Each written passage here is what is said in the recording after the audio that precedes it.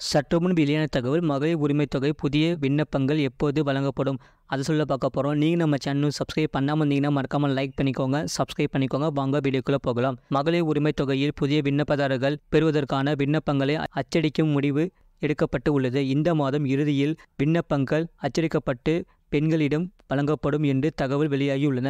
இதன் மூலம் கலைஞர் மகளிர் உரிமை தொகையில் தமிழ்நாட்டில் கூடுதலாக 2.30 லட்சம் பேர் இணைக்கப்பட வாய்ப்பு உள்ளதாக தகவல் வெளியாகியுள்ளன. கலைஞர் மகளிர் உரிமை திட்டம் விரைவில் மேலும் விரிவுபடுத்தப்பட உள்ளது.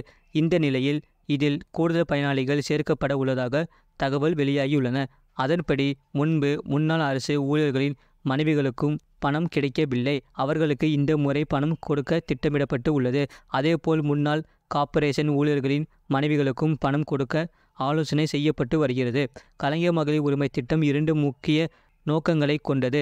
குடும்பத்திற்காக வாழ்நாள் எல்லாம் ஓயாமல் உழைத்து கொண்டிருக்கும் பெண்களின் உழைப்பிற்கு கொடுக்கும் அங்கீகாரம் முதன்மையானது. ஆண்டிற்கு 12,000 ரூபாய் உரிமைத் தொகை என்பது பெண்களின் வாழ்வாதாரத்தை மேம்படுத்தி வாழ்க்கை தரத்தை உயர்த்தி சமூகத்தில் சுயமரியாதையோடு வாழ்வதற்கு வழிவகுக்க வேண்டும் என்பதாகும். பெரும்பாலும் கணக்கில் கொள்ளப்படாத பெண்களின் உழைப்பை முறையாக அங்கீகரித்திடவே பெண்களுக்கு சொத்துரிமை வழங்கி கல்வியிலும் வேலைவாய்ப்பிலும் உள்ளாட்சி அமைப்புகளிலும் இடஒதுக்கீடு அளித்து பெண் உரிமை போட்டிட கலைஞர் அவர்களின் பெயரால் இந்த மகளிர் உரிமை திட்டம் அறிமுகப்படுத்தப்பட்டுள்ளது. எனவேதான் இந்த திட்டத்திற்கு மகளிருக்கான உதவித்தொகை என்று இல்லாமல் மகளிர் உரிமை தொகை என்று கவனத்துடன் பெயரிடப்பட்டு உள்ளது. இந்த திட்டத்தின் கீழ் புதிய பயனாளிகளை சேர்க்க விண்ணப்பங்கள் ஜூன் 2ஆம் வாரம் வழங்கப்பட உள்ளது. ஜூன் 4ஆம் தேதி ரிசல்ட் வந்த பின் தேர்தல் விதிகள் தளரும். அதனால் அதற்கு பின்பே விண்ணப்பங்களை கொடுக்க முடியும். இதற்கு பின்பே விண்ணப்பம் கொடுக்கப்படும். இந்த திட்டத்தில் கடந்த ஜனவரி கூடுதல் பயனாளிகள் சேர்க்கப்பட்டுள்ளனர். இந்த நிலையில் இந்த மாதம் இதே திட்டம் மறுவாழ்வு முகாம் பெண்களுக்கும் விரிவுபடுத்தப்பட்டுள்ளது. அதற்கான ஆணை வெளியிடப்பட்டுள்ளது. அதேபோல் இதுவரை விடுபட்ட பெண்களுக்கும் பணம் அனுப்பப்பட முடிவு செய்யப்பட்டு உள்ளது. அதன்படி பின்வரும் மக்களுக்கு இந்த திட்டம் விரிவுபடுத்தப்படலாம் என்று கூறப்படுகிறது.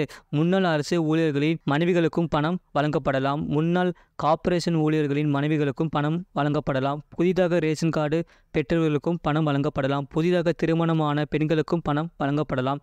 கலைஞர் மகளிர் உரிமை தொகை திட்டத்தில் கடந்த ஜனவரி மாதம் கூடுதல் பயனாளிகள் சேர்க்கப்பட்ட நிலையில் 90% மகளிருக்கு உரிமை தொகை சேர்ந்து விட்டது என்றும் தகுதியான ஒரு சிலர் விடுபட்டு இருந்தால் அந்த பட்டியலை மாவட்ட ஆட்சியரிடம் வழங்க திமுகவுக்கு அமைச்சர் உதயநிதி ஸ்டாலின் அறிவுறுத்தியுள்ளார். தேர்தலுக்கு பின் இவர்களுக்கும் பணம் வழங்கப்படும் என்று எதிர்பார்க்கப்படுகிறது. ஏற்கனவே கலைஞர் மகளிர் உரிமை திட்டத்தின் கீழ் கடந்த ஜனவரி மாதம் மேலும் சில பணியாளர்களுக்கு பணம் அளிக்கப்பட்டு வருகிறது. கடந்த 2 மாதங்களுக்கு முன்தான் இந்த திட்டத்தில் மீண்டும் சேர 11.8 லட்சம் பேர் மறு விண்ணப்பம் கொடுத்துள்ளனர். அக்டோபர் இறுதி வரை இவர்கள் கொடுத்தனர். இப்போது 1.7 கோடி பேருக்கு இந்த பணம் தற்போது கொடுக்கப்பட்டு வருகிறது. இதுபோன்ற செய்திகளை உடனுக்குடன் அறிந்து கொள்ள மறக்காம சேனலை சப்ஸ்கிரைப் செய்யுங்கள், மற்றவர்களுக்கு தெரியப்படுத்த ஷேர் செய்யுங்கள்.